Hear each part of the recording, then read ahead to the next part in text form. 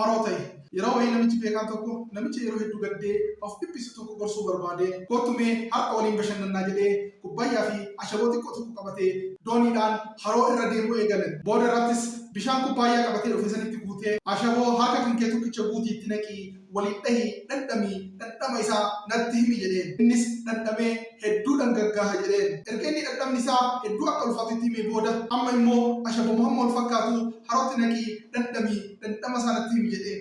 Namichis dhandhamee kadhammaa keessaa soqiddi namatti dhahu jedheen. Booda irrattis namichi beekaan sun namicha yeroo hedduu gadda keessa galee akka malee of dhiphisu san harka isaa qabee soqiddi fakkeenya dhibee yookaan laaluu jiruu teenya keessatti nu qunnamuuti. Hammi dhukkubaa yookaan laaluun jiruu jireenya keessatti nu qunnamtu walqixas yoo ta'e dhandhamni isaa yookaan dhukkubbiin isaa kan murtaa'u qabiyyee itti naqameen. Eeyyan yeroo qormaanni jiruu hedduu sitti hammaatee jiruun sitti dhangaggoofte kubbaayyaa xiqqoo ta'uu dhiisiti rakkoo caala of bal'isi haroo ta'e yeroo san wanti hunduu siif salphata.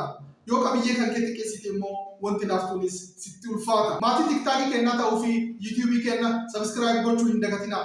Yoo isinitti tole namoota biraa biras akka ga'uuf laayik, sheer, koppii liink godhaa. Hedduu galatoomaa fayyaa ta'a.